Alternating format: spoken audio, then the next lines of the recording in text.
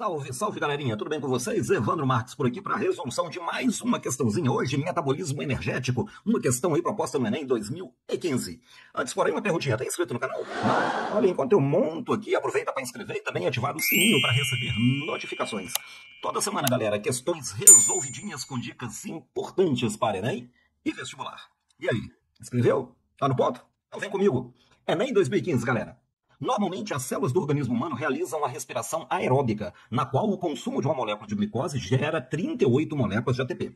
Contudo, em condições anaeróbicas, o consumo de uma molécula de glicose pelas células é capaz de gerar apenas 2 moléculas de ATP. Legal?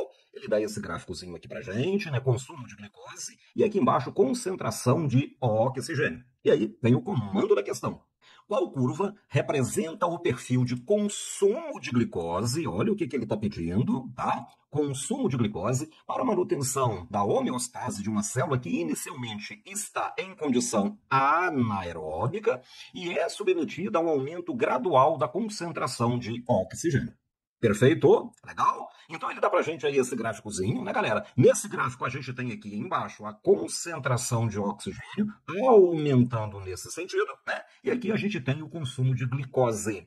Ele quer saber o seguinte, olha, qual dessas 5 curvas representa o consumo de glicose de uma célula que parte de uma condição anaeróbica e gradativamente vai passando para uma condição de maior aumento de oxigênio, ou seja, para uma condição cada vez mais aeróbica. Qual delas você marcaria? 1, 2, 3, 4 ou 5? Qual seria aí a sua resposta? Marcou? Vamos pensar? Vamos junto? Galerinha, a gente tem que pensar o seguinte, olha, toda vez que eu estiver trabalhando com metabolismo anaeróbico, uma característica, então, desse metabolismo é exatamente o baixo rendimento energético, né? A gente tem que, olha, para cada moléculazinha de glicose quebrada, eu tenho apenas 2 ATPzinhos. E aí, a gente pensa o seguinte, se o rendimento energético é baixo, eu preciso de consumir muito combustível para garantir a minha homeostase, né? Fazendo uma analogia muito doida aí com o motor, por exemplo, de automóvel, né? Se eu tenho aí um motor de automóvel que faz 2 quilômetros por litro de combustível, ao invés de 2 ATP por glicose, olha, para rodar 90 quilômetros, ele vai gastar 45 litros de combustível, né? Então, rendimento baixo, consumo de combustível alto. Rendimento na minha célula energético baixo, alto consumo de glicose. E aí ele coloca lá no enunciado que no metabolismo aeróbico, a gente tem 38 ATPs por glicose, segundo o enunciado da questão. Então eu sei que no metabolismo aeróbico, o rendimento energético é muito maior. Olha, e se o rendimento energético é muito maior, o consumo de combustível é muito mais baixo, né, galera? Perfeito. No meu exemplo aí de novo, olha, agora há pouquinho eu falei, um veículo 2 km por litro para andar 90 km, 45 litros de combustível. Vamos considerar agora que esse veículo faz 15 km por litro. Para rodar os mesmos 90 km, são apenas 6 litros de combustível.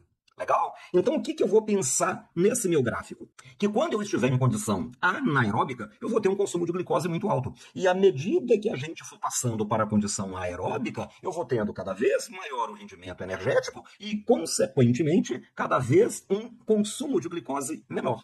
Então, o meu gráfico deve começar com um consumo de glicose muito alto quando o metabolismo é anaeróbico, tá? E, na sequência, esse consumo de glicose deve ir diminuindo, diminuindo, diminuindo. Legal? Porque o metabolismo está ficando cada vez mais aeróbico. Analisando as 5 curvas, olha só, a curva 1 ele me fala que fica constante. Não, né? No metabolismo anaeróbico, consumo alto, no metabolismo aeróbico, consumo baixo. A curva de número 2 está invertida, né? Em condição anaeróbica, baixo consumo, em condição aeróbica, elevado consumo. É exatamente o contrário. A curva número 3 está aqui, essa coisa, né? Sobe, desce, que né? Não corresponde né, a nada aí no nosso caso. A curva de número 4 também, né? Um sobe, desce, sobe, desce, sobe, desce. E a curvinha de número 5, olha que bonitinha. Começa com um consumo bastante alto, legal? E à medida que a taxa de oxigênio vai aumentando, o consumo de glicose vai diminuindo. Por que disso, prof? Porque o metabolismo está passando para a forma aeróbica, em que o rendimento energético é muito maior.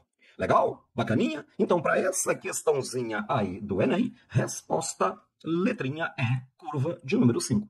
Legal? Se você gostou, deixa aí o seu likezinho, compartilha aí com seus colegas. Até a próxima, gente.